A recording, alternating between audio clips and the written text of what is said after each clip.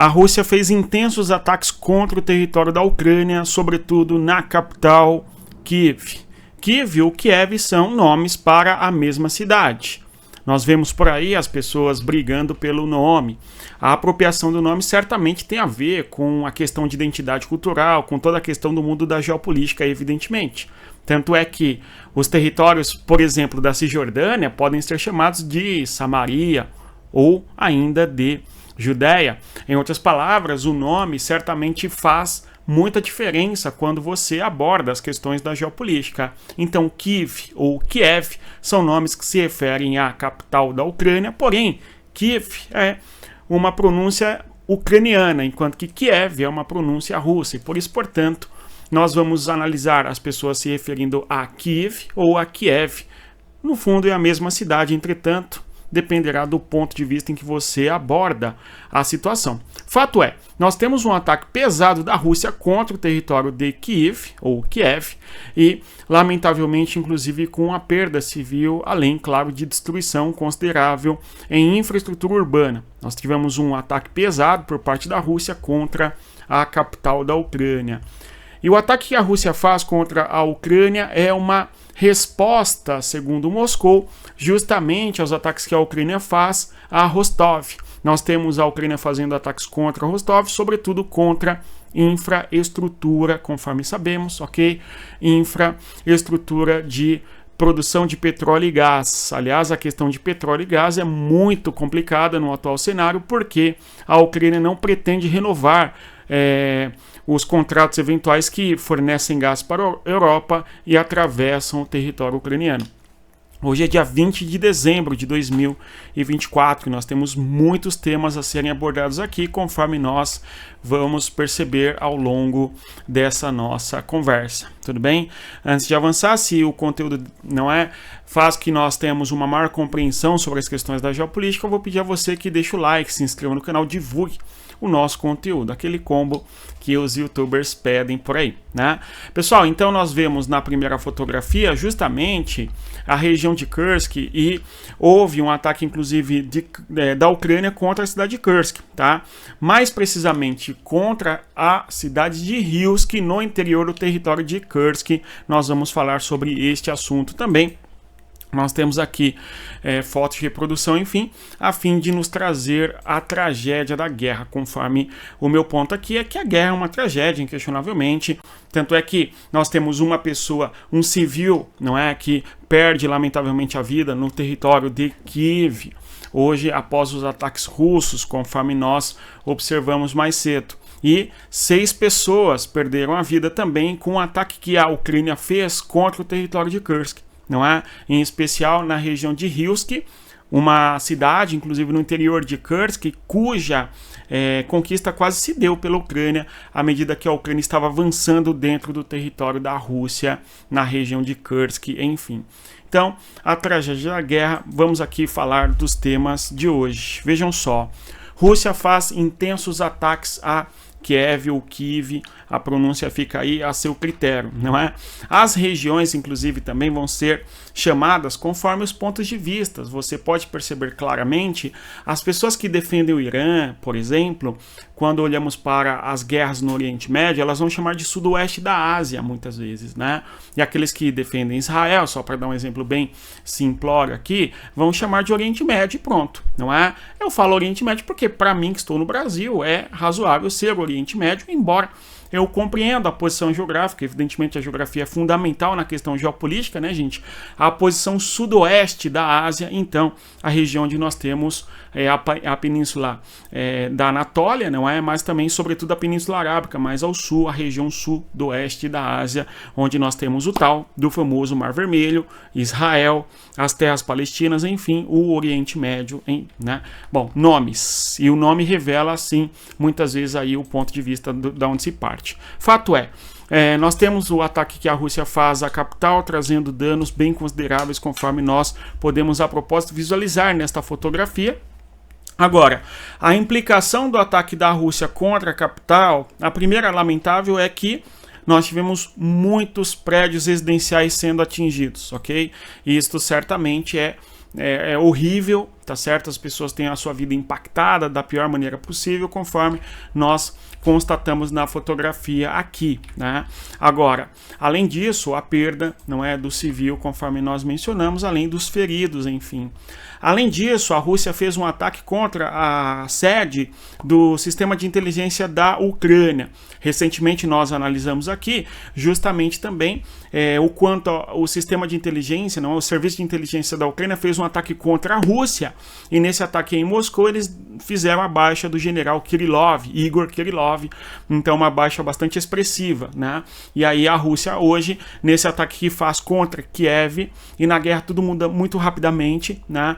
A gente tem logo na sequência, hoje há pouco tempo, não é, há algumas horas, nós tivemos a Ucrânia fazendo ataques contra a Rússia de maneira significativa e importante, que é contra o território de Kursk, conforme estou dizendo a vocês. Eu vou mostrar no mapa para que nós observemos logo na sequência, né? Mas enfim, o ataque que a Rússia faz contra Kiev, tá, atingiu residências, conforme observamos, a sede do sistema do serviço de inteligência da Ucrânia e mais, não há.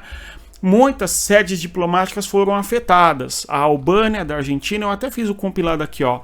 As sedes aí afetadas da diplomacia: Albânia, Argentina, Macedônia do Norte, Palestina e também Portugal. Aliás, Portugal fez uma nota profundamente crítica, evidentemente, não é? Em relação à Rússia, em decorrência do ataque que a Rússia faz contra Kiev, e este ataque eventualmente trazendo as perdas, não é, materiais na embaixada, e Portugal, portanto, se posicionando de maneira bem crítica, e nós sabemos que Portugal tem uma crítica bem séria, ok, em relação à guerra da Rússia com a Ucrânia, tanto é que Portugal manda armamentos, e é um dos países que mais se prontificaram ali a mandar o pouco armamento que tem, só, né, se eu não estiver enganado, para a Rússia, aliás, para a Ucrânia, desculpem, no contexto desta guerra, ok? A posição de Portugal muito assertiva em apoio à Ucrânia no decurso da guerra, tá? Agora, alguns disseram por aí, há uma informação a ser confirmada, o número de baixas é sempre algo a ser,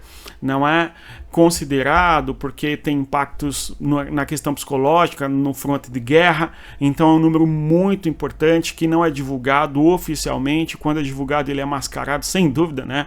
Enfim, mas aí, segundo aqueles dados que são atualizados, tá certo, de número de baixas, hoje trouxe um dos maiores números de baixas para as forças russas, não é? Teria sido ali 2.200 russos que teriam perdido a vida nas últimas 24 horas, soldados russos, enfim. Então, um número bem expressivo. Olha, o número de soldados na Rússia que são perdidos, são abatidos, enfim, é bem expressivo. Sobretudo se nós considerarmos que a Rússia faz ataques, não é? E a Rússia está tentando conquistar diversos frontes, não é? E quem faz ataque, evidentemente, está mais sujeito, se expõe mais, não é? Está muito mais sujeito à perda, não é? E ao abatimento, enfim, conforme nós sabemos. Perfeito? E diante do que a Rússia tem feito no contexto da guerra na região de Chassivyar, de Toretsky, de Kurahov, por exemplo, é bem possível que as perdas sejam bastante expressivas, mesmas. Vamos acompanhar estes números, nós saberemos a realidade só daqui 2 séculos, né? Sobre o número de perdas efetivamente, enfim. Nós temos aí a Ucrânia e a questão do gasoduto, não é um assunto importante da questão geopolítica. As guerras ocorrem por conta de sistemas logísticos, de transportes, evidentemente, ok, infraestrutura, mas também por conta de recursos naturais, petróleo, não é? Riquezas naturais em boa medida motivam a questão da guerra, posições geográficas, estratégicas, enfim, tá? E no caso, a questão da Ucrânia em relação à Rússia é muito complicada para a Europa, porque a Europa depende muito de energia oriunda da Rússia, o gasoduto, ou aliás, não é? Gás e petróleo em grande quantidade produzido na Rússia, aliás, a Rússia até faz parte do chamado OPEP+, que é uma organização que basicamente controla toda a produção de petróleo no planeta Terra. Não é por acaso, então, que a Rússia faz parte desta instituição internacional na última década, né, na última década, basicamente, não é? OPEP+, Organização dos Países Produtores de Petróleo, produtores e exportadores de petróleo no caso, certo? E a Rússia fornece muito gás, muito petróleo para os países da Europa e continua fornecendo, ainda que haja sanções contra a Rússia, conforme nós sabemos, o gás, né, atravessa o território da Ucrânia desde a Rússia e fornece ali gás para países na Europa, né? Uma das alternativas da Europa foi comprar gás muito mais barato do Catar, não é? Outro país que tem reservas imensas de gás, não é? No caso da Alemanha em específico, pagando um valor bem mais alto. Aparece uma solução, inclusive o próprio Donald Trump dizendo que a Europa pode comprar gás dos Estados Unidos, né? É curioso. Existem os críticos em relação à guerra que vão falar de maneira muito curiosa, né? Os países europeus apoiam a Ucrânia na guerra, enfim, sob a liderança dos Estados Unidos e acabam comprando petróleo e gás dos Estados Unidos muito mais caro, né? Então eles perderam nessa daí. É uma interpretação jocosa até, né, em relação à dependência europeia no que se refere aos Estados Unidos e à política externa dos Estados Unidos no que se refere à Ucrânia, conforme deu para percebermos, né? Mas, de qualquer maneira, o fato é, a Ucrânia é um país por onde atravessa parte importante dos gasodutos que vêm da Rússia, não é? Fornecendo matéria-prima para a Europa, perfeito? Olhando aqui no mapa, nós vemos o quanto são muitos os gasodutos que atravessam o território da Ucrânia. A gente visualiza que os gasodutos atravessam desde a região da Bielorrússia, aqui no norte, ó, Bielorrússia. A Bielorrússia também é conhecida como Belarus, né? Nós temos aqui a própria Rússia, e aí nós vemos claramente o quanto de infraestrutura de gás atravessa desde, não é, Bielorrússia, Belarus ou Rússia em direção a países como a Polônia ou mesmo a Romênia, perfeito? E precisam atravessar o território ucraniano. Eu vou até aumentar o mapa aqui para você observar, não é? Aliás, a questão da geografia é fundamental para entender a questão geopolítica, tá certo? Conforme eu sempre falo com vocês aqui, a história, a geografia e a política, o tripé da geopolítica. Eu te convido, aliás, a fazer parte da nossa comunidade geopolítica para entender o mundo. O link está na descrição do vídeo. Um ambiente de para aprofundar o conhecimento, debater em alto nível, ficar mais inteligente, dar um passo a mais no conhecimento da geopolítica. Dê uma olhada, você não vai se arrepender, certamente. Certamente, avançando aqui, nós temos então os gasodutos atravessando o território da Ucrânia, né? Agora imagina numa aula nós analisarmos esses gasodutos, os nomes, as regiões de origem, as regiões de destino, ok? Então imagina, é um nível bem diferente de conhecimento que nós temos na nossa proposta de compreensão da geopolítica. Mas avançando aqui, os principais gasodutos que atravessam o território da Europa, né? A gente visualiza que a Ucrânia está no meio do caminho, perfeito? Eu vou aumentar o mapa novamente para que nós visualizemos. Certo? Aqui é o território da Ucrânia. Destaco na cor, nessa cor roxa, o território da Ucrânia, para que nós tenhamos uma maior clareza da leitura do mapa, né? A gente tem o gasoduto aí, Brotherhood, não é vizinhança, desde o território russo, aqui escrevendo o nome russo, para o interior do território da Europa e vai bater lá na França, por exemplo, ok? Vai abastecer de gás o território da Itália, o sul da Itália, enfim, né? Então nós temos a Ucrânia, fundamental e importante no trânsito de gás entre Rússia e Ucrânia. Se não é a Ucrânia fechar os gasodutos, certamente a Europa vai ter enorme dificuldade energética, mais ainda do que já apresenta. Esse é um ponto, e por isso que nós temos inclusive o governante da Tchecoslováquia bastante apreensivo e dialogando com a Ucrânia a fim de que os gasodutos não sejam fechados, não é? Justamente porque dependem do gás oriundo da Rússia. E aqui está uma curiosidade, não é? Que eu sempre falo aqui, o pessoal vai chamar de Roussetti, mas não é esse o ponto, né? É terrível. O fato é, ainda que existam as sanções contra a Rússia, pesadas, né? E há um tanto de jogo de carta marcadas, hipocrisia pesada em cima disso, né? E esse é o meu ponto. Os países da Europa compram ainda produtos da Rússia, não é? Seja indiretamente, através de triangulação, não é? Mesmo os navios fantasmas russos que vendem petróleo no planeta. Quem demônio, né? Quem diabos compra o petróleo da Rússia? Se a Rússia está vendendo esse petróleo, perfeito? Mesmo que nesses chamados navios fantasmas, certo? tráfico, não é, internacional de petróleo, de combustível, certo? Não sou eu, né? Enfim, quem compra, não é? Países famélicos no Extremo Oriente, na Ásia, tá certo? Na América Latina, o Brasil compra, né? Aliás, aumentou bastante, inclusive, a compra de gás e petróleo, sobretudo da Rússia, por parte do Brasil nos últimos anos, né?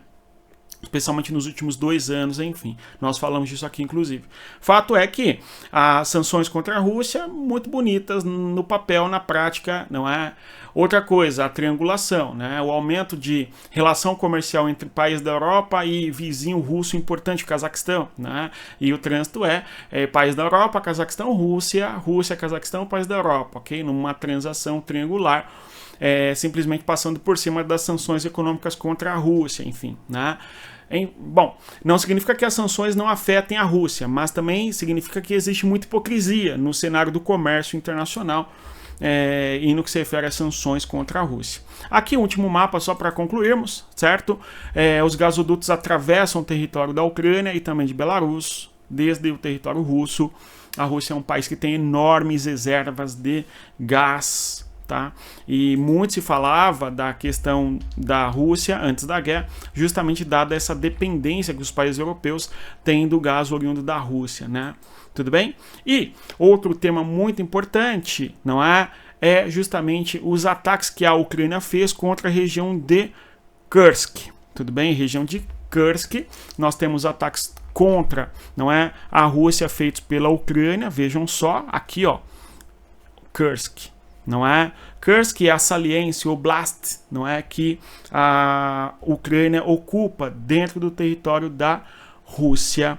Nós falamos bastante sobre aquela região quando, no dia 6 de agosto de 2024, nós tivemos a Ucrânia fazendo uma incursão militar naquela região, não é? Foi bastante repercutido, justamente dada a novidade. Já tinha ocorrido outros momentos em que a Ucrânia tentou fazer incursões terrestres contra o território russo. Porém, as incursões foram muito limitadas, ok? Temporárias, e não resultaram numa ocupação do terreno. Diferentemente dessa incursão que ocorre no dia 6 de agosto, né? Lá no dia 6 de agosto, nós tivemos a Ucrânia conseguindo fazer uma infiltração militar dentro do território de Kursk, do território da Rússia, chegou inclusive a conquistar a região de Sudzha. Nós falamos aqui, a Ucrânia inclusive hasteou suas bandeiras, ok? Retirou as bandeiras ali russas da região de Sudzha, ok? Hasteou as bandeiras ucranianas. Aliás, a Ucrânia quase chegou na região de Korenevo, conforme nós podemos observar no mapa aqui agora, né? Então, no próximo slide aqui, ó, o mapa para nós observarmos justamente, certo? Aqui a região de Sudzha, que vocês visualizam, perfeito, no interior. Aqui é Sami, né, uma região importante na Ucrânia, e aqui é o território da Rússia, perfeito? O que aconteceu? A Ucrânia fez uma incursão militar nesta localidade, não é? Conquistou Sudzha, por exemplo, outros lugares aqui, Snagosta, enfim, e estava chegando a Koronevo, né? Aqui mais para o norte, onde eu faço essa seta agora, é onde nós temos justamente a cidade de Hilsk, né? E nesta cidade de Hilsk havia uma apreensão de que os ucranianos conseguiriam chegar nesta localidade, né? Se eles tomassem Koronevo, o próximo passo seria justamente a região de Hilsk. Houve até a evacuação de Hilsk em dado momento. Porém, há uma contraofensiva russa nesta região de Kursk. Aliás, é uma região bastante problemática e bem polêmica, porque é nesta região que estariam lutando soldados norte-coreanos, né? E toda a discussão, o próprio Zelensky diz que estão queimando os rostos dos norte-coreanos para que isso não repercuta, que são norte-coreanos que estão sendo abatidos no fronte de guerra, enfim, né? Uma polêmica sem fim a questão de Kursk, enfim. Fato é, nós tivemos a Ucrânia fazendo um ataque significativo contra a região de Kursk, perfeito? E este ataque ocorreu há poucas horas, justamente, ok? A Ucrânia fazendo um ataque com objetivo de retaliatório em relação ao ataque que sofreu hoje por parte da Rússia. tudo bem? Então, a Rússia fez um ataque pesado na região, não é? Na região de Kiev, ou Kiev, né? E a resposta ucraniana foi justamente esse ataque contra a região que mencionei com vocês agora, tudo bem? A região de Rilsk. Temos até aqui um filminho que mostra justamente o cidadão filmando a região que foi afetada no interior lá, tá certo? Rilsk, enfim. Tá? Existem vários filmes que tratam do cenário da guerra acontecendo basicamente agora, né? A informação circulando numa velocidade bem grande nos meios de comunicação como um todo, nessa comunicação que existe de maneira pulverizada, né? Não existe um centro ordenador da informação e nós conseguimos informações as mais variadas possíveis em diversas fontes e dentro dessas fontes são aí os grupos de Telegram ou mesmo perfis no X, né, antigo Twitter, enfim, para nos manter atualizados e compreendermos o que ocorre. Mas além de nos mantermos atualizados em relação ao que acontece, né, a gente precisa entender todo o contexto histórico e também a questão da geografia, e é isto que a gente tenta fazer aqui no nosso canal, né? É mais do que apenas aconteceu tal coisa, é uma análise contextualizada, histórica, ok? Fundamentada na questão geográfica, sempre os mapas estão aqui presentes nas nossas observações, conforme vocês podem visualizar, perfeito? Bem, o governo da Rússia promete convocar o Conselho de Segurança da ONU para debater justamente o ataque que sofreu na região de Kursk em decorrência da perda das vidas civis, ok? Então houve perdas civis na região de Kursk, segundo o governador local afirmou, foram 6 pessoas. Bom, outro que lamentavelmente que Deus proteja as populações civis diante da loucura da guerra. Para concluirmos a questão do Donald Trump e Olaf Scholz.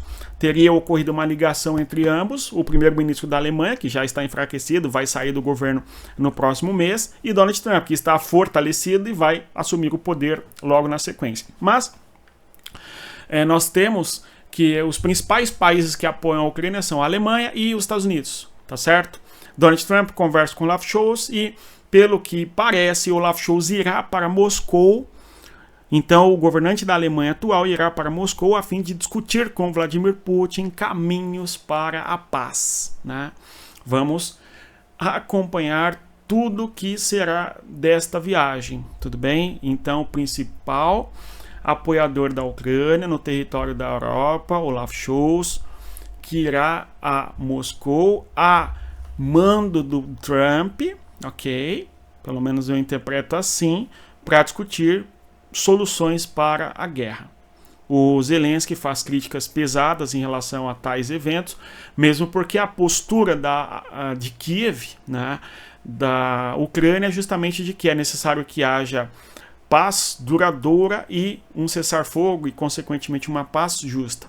Em outras palavras, a Ucrânia não quer perder os territórios e, mais do que isso, a Ucrânia, além de não querer perder os territórios, evidentemente, a Ucrânia quer também o que se compreende ali como paz duradoura, ou seja, ele precisa de garantias de segurança. Esta tem sido a posição do Zelensky. Agora, o Putin diz que não reconhece o Zelensky como governante mais. Isto porque o mandato presidencial do Zelensky acabou, mas a Ucrânia está sob lei marcial. Então, é óbvio que, diante de uma guerra das proporções que tem a guerra na Ucrânia, o presidente vai convocar eleições. Enfim, não tem que ter muito dois pinos funcionando na cabeça, não, para tico-teco funcionando para trazer esses assuntos. Mas é a posição que o Putin acabou trazendo, enfim. Na verdade é mais um intuito de desmerecer o governo de Kiev, e pronto, e tá blefando, essa que é a realidade. Bem, para concluirmos, nós temos o Zelensky criticando o Viktor Orbán. O Viktor Orbán, que é o governante na Europa, o único que conseguiu conversar com o Zelensky, com o Putin, ok? Fazendo ali propostas de paz, inclusive um cessar-fogo de Natal, E o Zelensky, crítico, pesado aí do Orbán, pé da vida, não aceitou, porque justamente, vamos dizer que é por questões de dinheiro, alguns, mas porque na concepção da Ucrânia, eu acho razoável isso sim, é porque a Ucrânia não pode negociar a paz se ela não tiver garantias de segurança. Dali a 2 meses tá? A Rússia, dali a 2 meses, dali a 1 ano, dali a 10 anos, a Rússia vai lá e novamente faz ataques contra a Ucrânia, e como fica, né? Então vamos acompanhar esse possível, não é, cessar-fogo de Natal, que pelo que nos parece não ocorrerá. Não é? E mais, o Zelensky fez uma crítica bem pesada ao Putin por conta do o Putin propondo que houvesse um duelo de mísseis em Kiev, né? Ou Kiev, chame como quiser, tudo bem? E o Zelensky falou que esse cara é maluco, enfim, e é complicado, né? A gente falou sobre isso aqui no vídeo de ontem, vamos continuar acompanhando. No mais é isso. Se você chegou até aqui, eu agradeço a sua presença, tá? Reitero a você que venha fazer parte da nossa comunidade geopolítica, aprender em alto nível, tá bom? Dê um passo além na questão da inteligência, da compreensão do mundo, né? Você também pode adquirir o nosso material para ajudar o nosso projeto aqui no YouTube, ok? O nosso e-book, o link está na descrição do vídeo. Você quer aprofundar as questões de geopolítica, estudar, saber quais textos ler, enfim, dê uma olhada. O link está na descrição do vídeo, tá bom? Dê uma olhada, venha fazer parte da nossa comunidade e adquira o nosso material para você saber como estudar geopolítica, o que estudar, enfim. Bons estudos, conforme eu sempre digo a vocês, respeita a geografia, até mais. Tchau, pessoal.